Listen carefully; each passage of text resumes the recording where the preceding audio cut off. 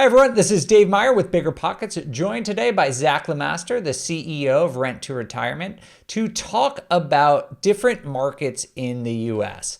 Zach, how are you? Dave, super excited to be here. I think 2024 is already off to a great start. This is going to be an exceptional year for real estate investing, and I'm excited to talk about some of those markets with you. I'm going to throw a little curveball at you, Zach. Rather than just talking about different markets like we do sometimes, we're going to do a little game. We're going to play hot or not with different markets. It's like a 90s magazine, you know, those like old quizzes that we used to do, or if anyone remembers the 90s, we had that. And that's what we're going to do today. So we're going to talk about three different markets, and I want you, Zach, to decide whether they're hot or not, or basically, in other words, would you consider investing in one of these markets, or is this a no-go for you? Sound good? Let's do it. I'm excited. Remember, if you want to invest in any of these markets and connect with an investor-friendly agent, you can do that for free on BiggerPockets. Just go to biggerpockets.com/agent match. You just go there, you fill out some basic criteria, and you can meet a great investor-friendly agent completely for free.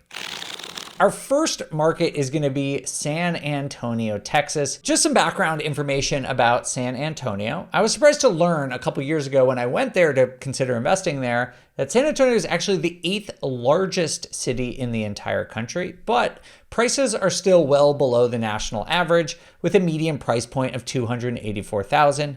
Meanwhile, rent is roughly $1,450 on average, making it a decent but kind of low rent to price ratio. So Zach, what are your questions or thoughts about San Antonio right off the bat? Yeah, well, Dave, I like Texas in general and San Antonio. Typically, the problem a lot of times we see in Texas is that it's too expensive and property taxes are too high to actually cash flow.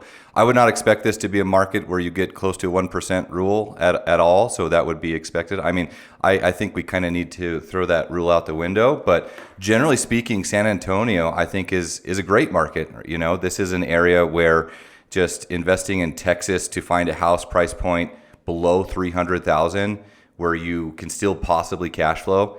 I like San Antonio. Business friendly, it's landlord friendly, tax friendly. If you ignore the property taxes, overall tax friendly state in general. It still has population growth, I think over 2% per year. San Antonio, I'm giving a thumbs up. If I'm on a dating app looking to date a market, I'm certainly swiping right on San Antonio because I think it's got a lot of opportunity. All right, sparks are flying between Zach and San Antonio right now.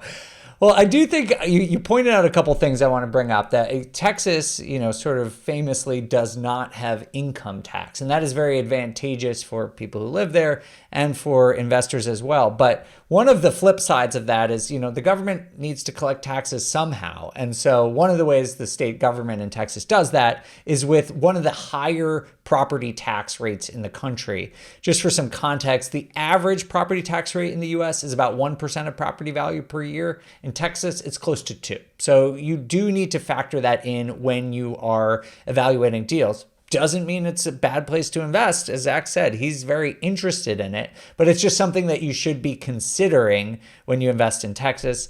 The other thing I think you should consider is that San Antonio is in a bit of a correction right now. We've actually seen prices drop a little bit year over year as of the last reading. So Zach, what do you make of that? Does that scare you off at all? Well, I think when we compare the stats of San Antonio compared to a lot of the other markets, it follows the normal trends that we're seeing in a lot of areas, Dave. I know that you presented on this extensively. Like, we're seeing a little bit of correction in home prices, a little bit of correction in rents.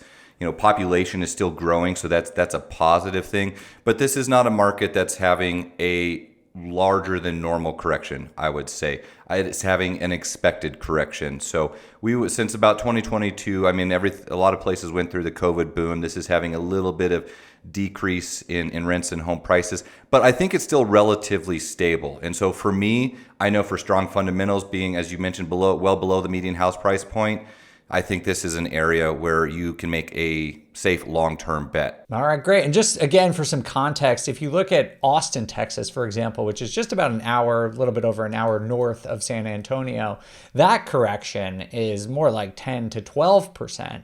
And that is, a market that absolutely boomed during the pandemic and sort of came down pretty hard. Whereas, San Antonio is down a little bit, and sometimes that softness is advantageous for investors. If you're patient and able to diligently look for deals, you might be able to find better opportunity and to buy at a bit of a discount. All right, so Zach, you swiped right. You are hot on San Antonio. Our second market is Boise, Idaho. And this is one of the most popular markets. If you have to look over the last 5 years, I think Boise had to be one of the more commonly talked about markets in the United States. It's just absolutely exploding in terms of population. You hear all these news stories about the crazy housing market there, and prices really went up. So the median home price now is $554,000, which is over the average in the country. And rents are up to about $1,740. But if you do that math quickly in your head, the rent to price ratio is not very good. It's actually 0.38%, well below what we were talking about in San Antonio and less than the national average. So what do you think about Boise, Zach? Because it's been hot and in the news, but do you think the numbers pencil out? Boise is the one that got away, Dave. So this is one that I think personally we missed a curve on. I'm swiping left on Boise because this is something that it's been in the news all the time. Investors are very familiar with Boise. It's had crazy appreciation. I mean, since 2017, house prices have went up over 50%. Rents have not followed that trend. And also over the past few years, I mean, again, looking at that 2022 range, we've had dramatic decreases. I've never looked at Boise as a cyclical market, but I think that it is falling into the category of a cyclical market right now because it's had such crazy appreciation.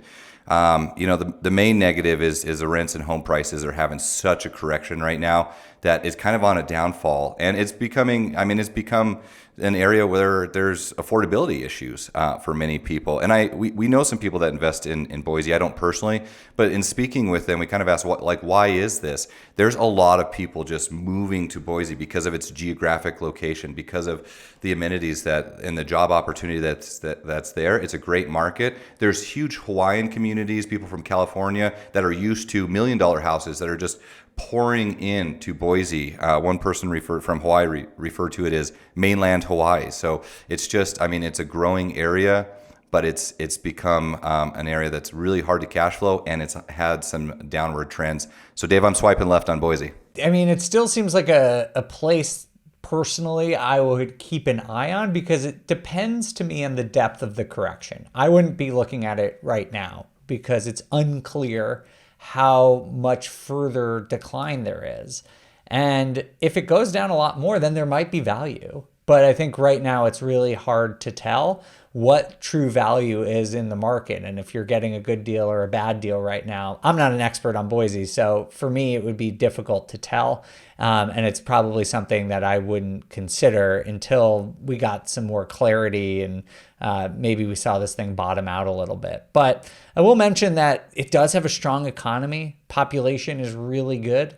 And from everyone I know who lives near or around there, very good quality of life, which probably is going to continue attracting different businesses and people there. So it's not necessarily wrong, but for me and my personal strategy, which is more long-term rental investing, I'm probably not on this one as well. All right, let's move on to our third market, Huntsville, Alabama. I don't really know much about Huntsville other than what I've looked up, never been there. And I don't actually know anyone who invests there, maybe other than you, Zach. What is Huntsville like? So Huntsville, I'm hot and heavy for. I'm swiping right. I'm sending them flowers.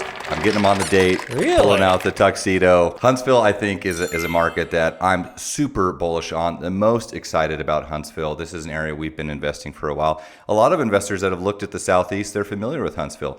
Huntsville is a very strong, growing market. It's probably one of the best markets to invest in the Southeast. It's also had strong appreciation to the point where it's a little bit harder to cash flow. You have to be more strategic, but there's still a lot of opportunity.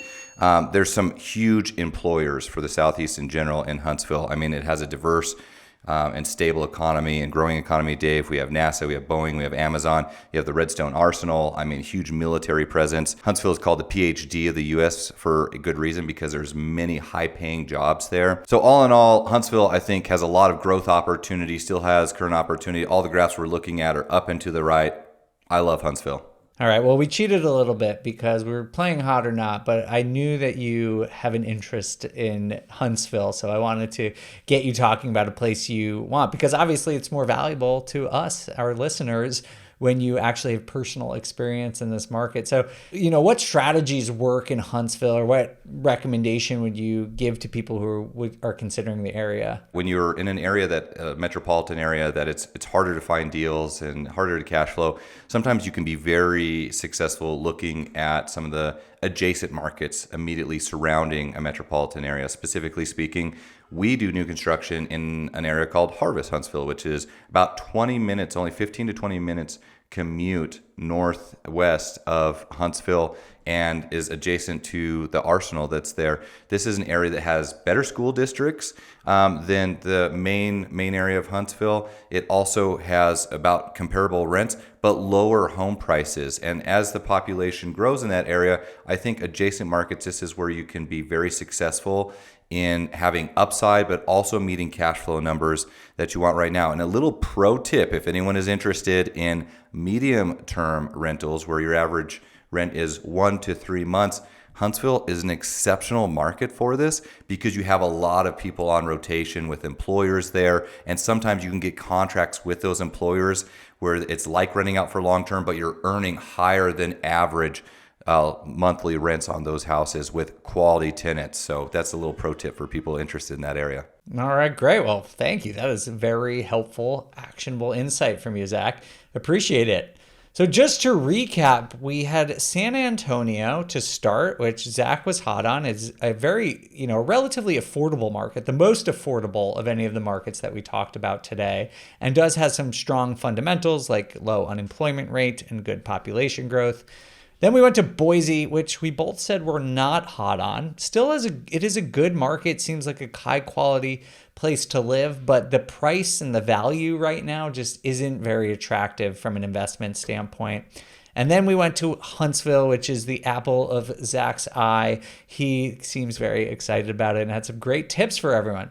So hopefully this helps all of you. And if you are interested in any of these three markets, you can always find an agent on the BiggerPockets website, biggerpockets.com/agent. But even if you're not interested in these three markets, I think the main thing to take away here is just how Zach and I are talking about and thinking about the different metrics and how to weigh them against each other when you're considering what markets are right for you. Zach, any last thoughts before we get out of here? These are just a few of the exceptional markets, Dave, for 2024, but we are certainly excited about the opportunity. I think this is a huge year to get out there and make big moves. And that's what we're doing at BiggerPockets, is bringing you some of the best markets across the country. All right. Thanks so much. He is Zach Lemaster from Rent to Retirement. I'm Dave Meyer from BiggerPockets. Thanks for watching. We'll see you all soon.